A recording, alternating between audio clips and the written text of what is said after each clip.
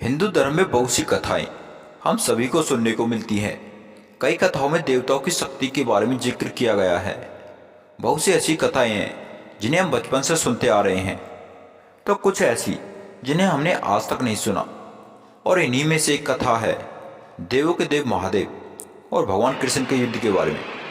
कहा जाता है कि भगवान शिव और भगवान विष्णु एक दूसरे के परम भक्त हैं। हिंदू पुराणों के अनुसार जो व्यक्ति भगवान शिव को नहीं मानता वह भगवान विष्णु का भी अप्रिय होता है।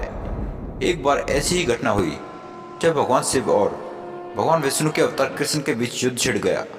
पुराणों में बताया गया है कि भगवान शिव और कृष्ण जी के बीच युद्ध का कारण राजा बलि के पुत्र वानासुर थे। वानासुर ने भगवान शिव की तपस्या कर उनसे सहस्त्र भुजाओं का वरदान प्राप्त किया। वानासुर को अब अभिमान हो गया कि अब समस्त संसार में उसे कोई नहीं पराजित कर सकता। वानासुर की पुत्री उषा ने एक रात स्वप्न में श्री कृष्ण के पुत्र अनिरुद्ध को देखा। उषा स्वप्न में ही अनिरुद्ध को देखकर मोहित हो गई। उषा ने अपनी मन की बात जब अपनी सखी को बताई तो उसकी सखी ने अपने योग शक्ति से अनिरुद्ध को उसके पलंग सहित महल से ही उषा के शयन कक्ष में पहुंचा दिया। अनिरुद्ध की नींद खुली तो उसकी नजर उषा पर पड़ी। अनिरुद्ध भी उषा के सौंदर्य पर मोहित हो गए।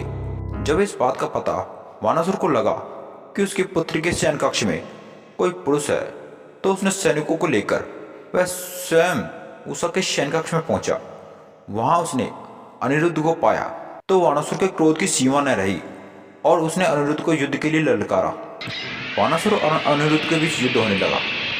वानासुर की सभी शस्त्र विफल होने लगे तो उसने नागपाश में अनिरुद्ध को बांधकर बंदी बना लिया। इस पूरी घटना की जानकारी जब श्री कृष्ण को मिली तो वह अपनी सेना के साथ वानासुर की राजधानी पहुंच गए। श्री कृष्ण और वानासुर के बीच युद्ध होने लगा। युद्ध में अपनी हार होती देख वानासुर ने शिव का सिमरण किया, जिसने वानासुर को संकट के समय रक्षा करने का वरदान दिया था। वानासुर ने शिव का ध्यान किया तो भगवान शिव युद्ध भूमि में प्रकट हो गए। वानासुर की रक्षा के लिए भगवान शिव ने श्री कृष्ण जी से कहा कि युद्ध भूमि से लौट जाएं, अन्यथा मेरे साथ युद्ध करें। श्री कृष्ण जी ने भगवान शिव से युद्ध करना स्वीकार किया और छिड़ गया भगवान शिव और श्री कृष्ण के बीच महासंग्राम। श्री कृष्ण ने देखा कि भोलेनाथ के होते हुए वे वानासुर को परास्त नहीं कर सकते, तो उन्होंने अंतिम मन से भोलेनाथ से प्रार्थना की कि हे प्रभु, आपके होते हुए मैं वानासुर को परास्त नहीं कर सकता। श्री कृष्ण ने भोलेनाथ जी से कहा कि वानासुर का मेरे हाथों पराजित होना विधि का विधान है और आपके रहते हुए मैं इस विधि के इस नियम का पालन नहीं कर पाऊंगा। श्री कृष्ण की बातों को सुनकर भगवान शिव युद्ध भूमि से चले गए।